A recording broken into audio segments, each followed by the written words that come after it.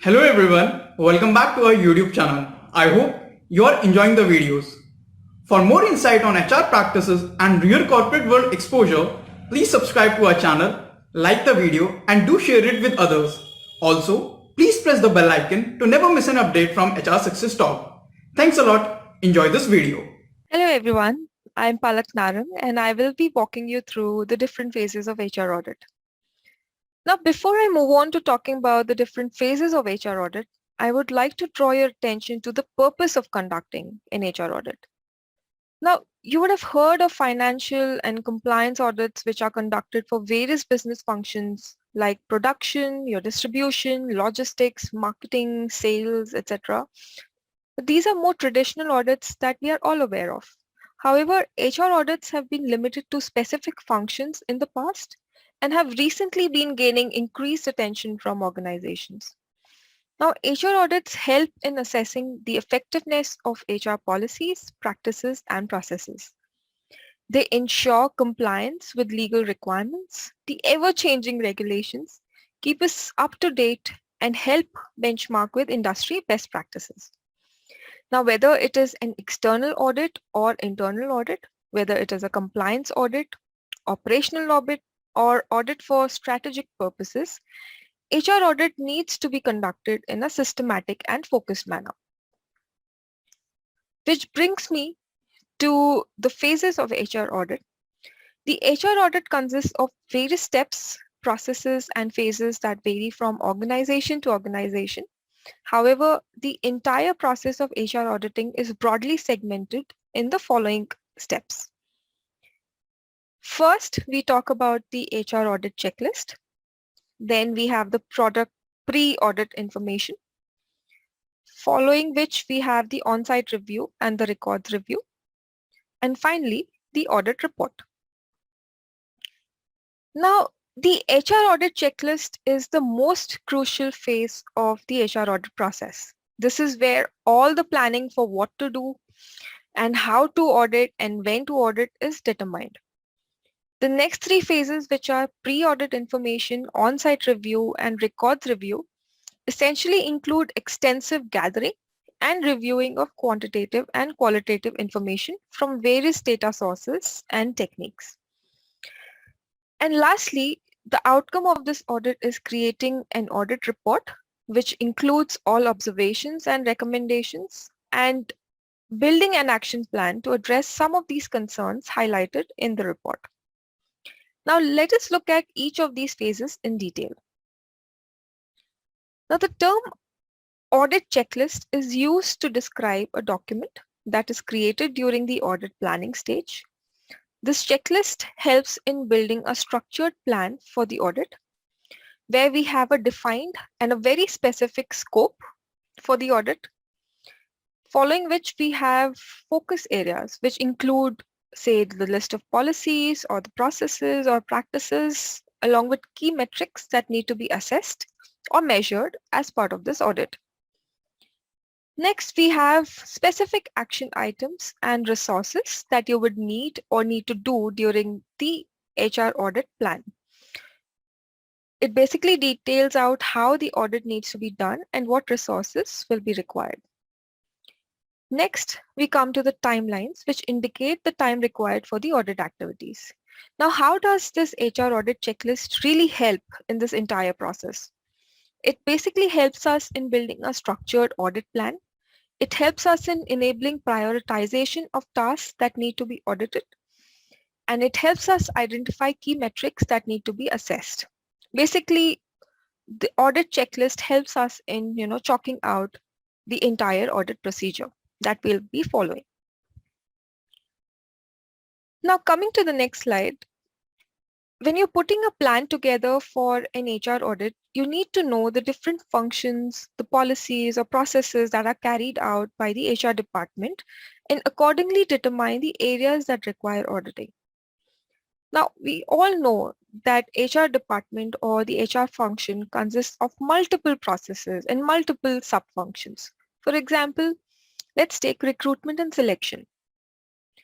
We may need to ask or we may need to audit or we may need to basically measure that are all the job descriptions accurately updated. Are the staffing plans and the budgets being adhered to? Is the standard time to fill a position being met? Is the pay that is being offered to a new candidate or a new hire is fair and consistent as per our company policy and standards?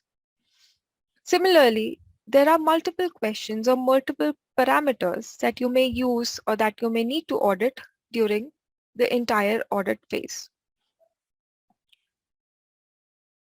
Basis the focus or priority or type of audit, you may want to think of putting these questions as part of the audit plan.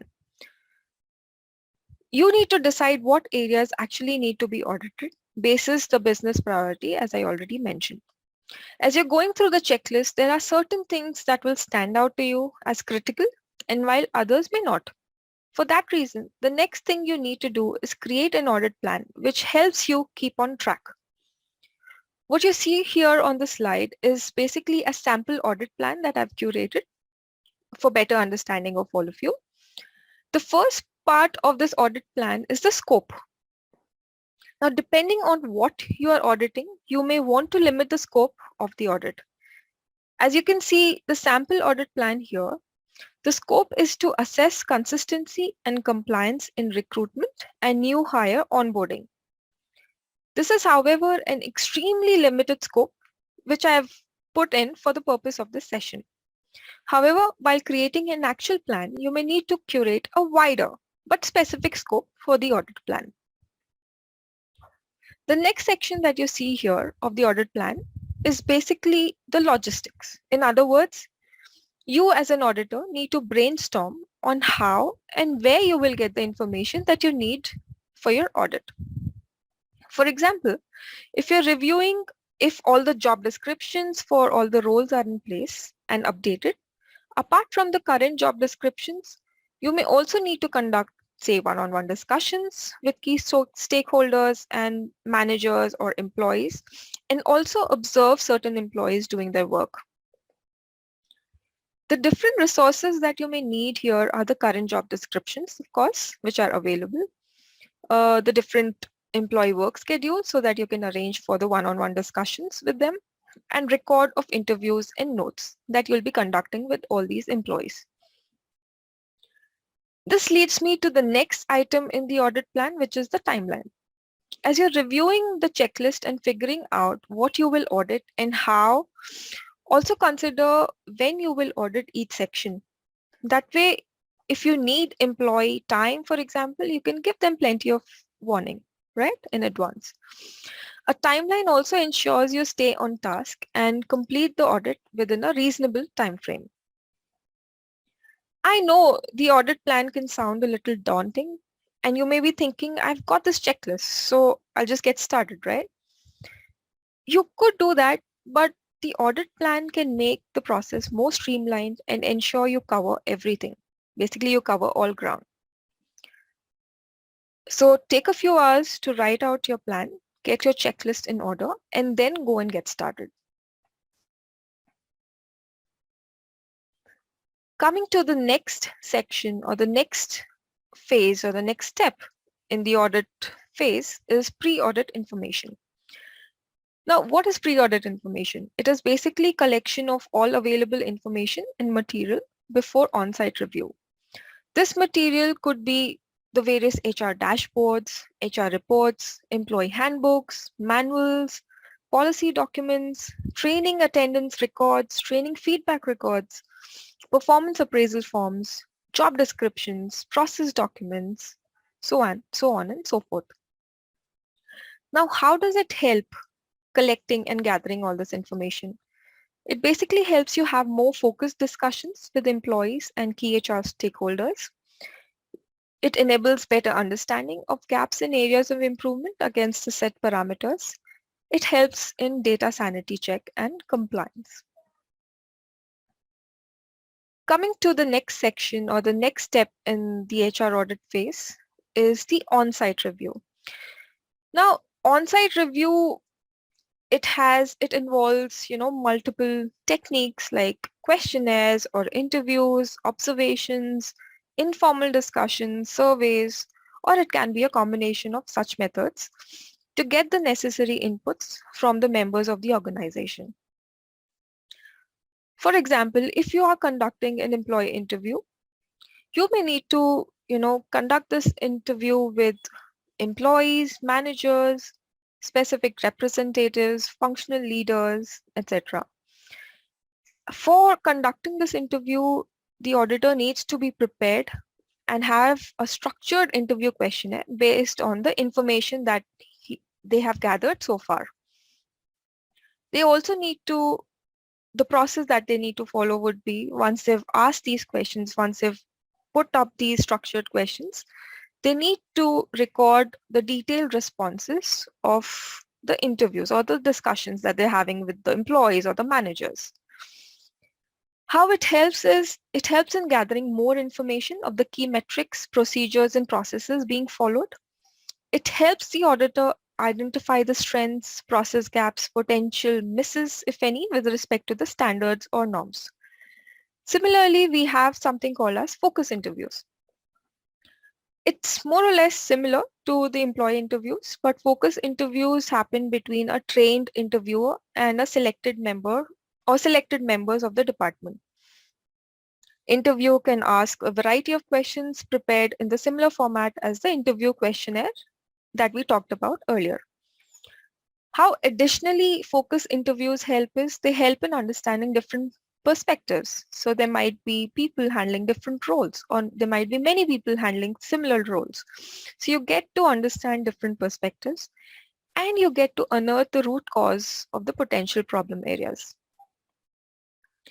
Coming to the next technique, which is observation.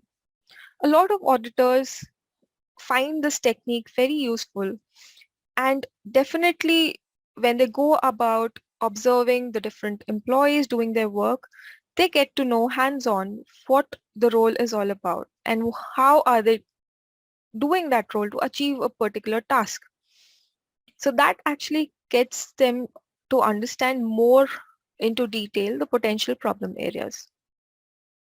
There are other methods that I spoke about, which are informal discussions and having surveys floated around. So all these techniques or a mix of these techniques will help an auditor gain more information or more understanding of the processes or the practices that are being currently followed. Moving on to the next step or the next phase is the records review. Now, records review phase requires detailed scanning of the current HR records, the employee files, the employee absenteeism records, or the turnover statistics and notices and compensation claims, performance assessments, etc. Once all this data is gathered, it needs to be scanned and synthesized to a T. All this data is measured against key metrics and parameters to identify gaps and non-compliance, if any. The records review phase helps in better understanding of gaps in areas of improvement. It indicates areas of non-compliance.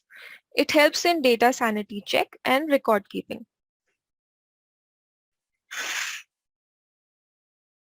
Now, what is an audit report?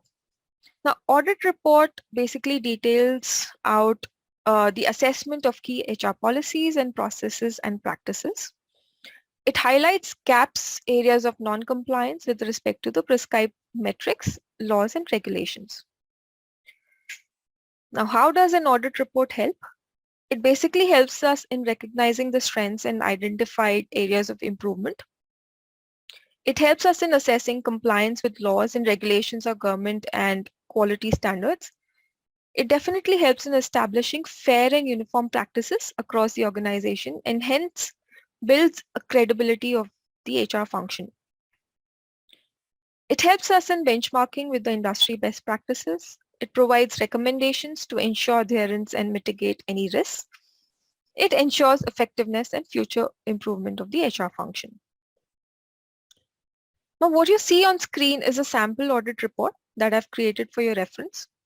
For putting together an audit report, all the data gathered through various sources and reviews is synthesized. The defined practice and the actual practice are then compared to determine compliance between the two, as well as a deviation from the compliance are analyzed.